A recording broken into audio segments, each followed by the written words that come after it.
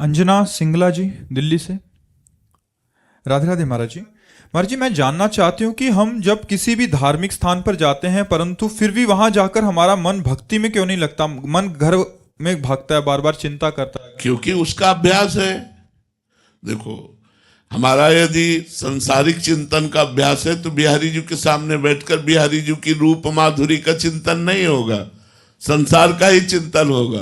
और अगर हमारा भागवतिक चिंतन का है तो हम जहां नृत्य हो रहा है संसार में वहां बैठकर भी भागवतिक लाभ ले लेंगे। हम उसमें भी भगवत भावना करके और भागवतिक चिंतन करने लगे। हमारी श्री जी की सखिया कैसे नृत्य, ऐसे नृत्य करते और वो भावना में डूबता चला जा रहा है। अगर हमारा भाव में मन है, एक बार की हम घटना आपको बताते हैं।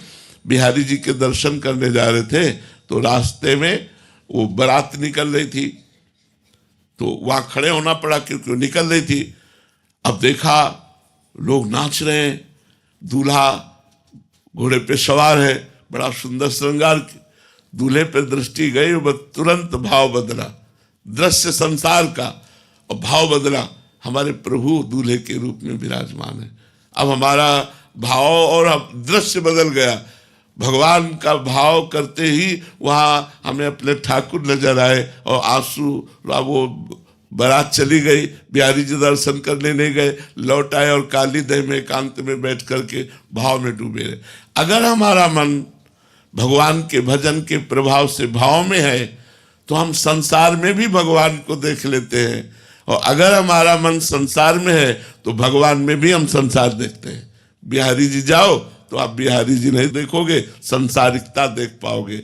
इसीलिए हम कहते हैं खूब नाम जप करो जिससे हमारा मन पवित्र हो जाए। घर को ही मंदिर मान लो, परिवार के सदस्यों को ही भगवान की पूजा मान लो, और नाम जप करो और अपने कर्तव्य को करो, तो इसी से भगवत प्राप्ति हो जाएगी। कहीं भागने की जरूरत नहीं है, हमें भाव सुधारने की जरूरत है। और भाव शुद्ध तब होता है जब अनर्थ का नाश हो जाता है। काम, क्रोध, लोभ, मोह, मद, मत्सर, ये अनर्थ है और ये सब भजन से नष्ट होंगे। इसलिए हमें खूब नाम जप करना चाहिए, तभी हमारा भाव सुधरेगा।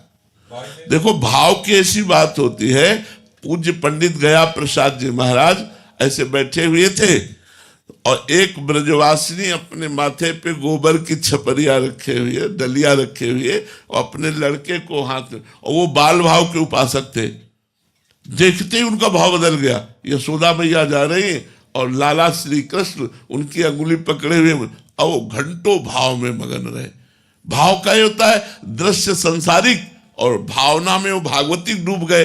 तो हमें भाव की जरूरत है। हमारे भगवान को केवल भाव की जरूरत है, हमें भाव प्राप्त हो जाए। भगवान कहते भाव का भूखा हूं मैं और भाव ही एक सार है।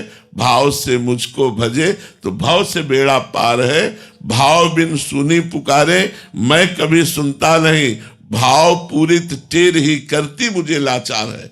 भाव भाव जितना भाव आ जाएगा उतने जल्दी भगवान की प्राप्ति, उतने जल्दी हमें आनंद की प्राप्ति होगी।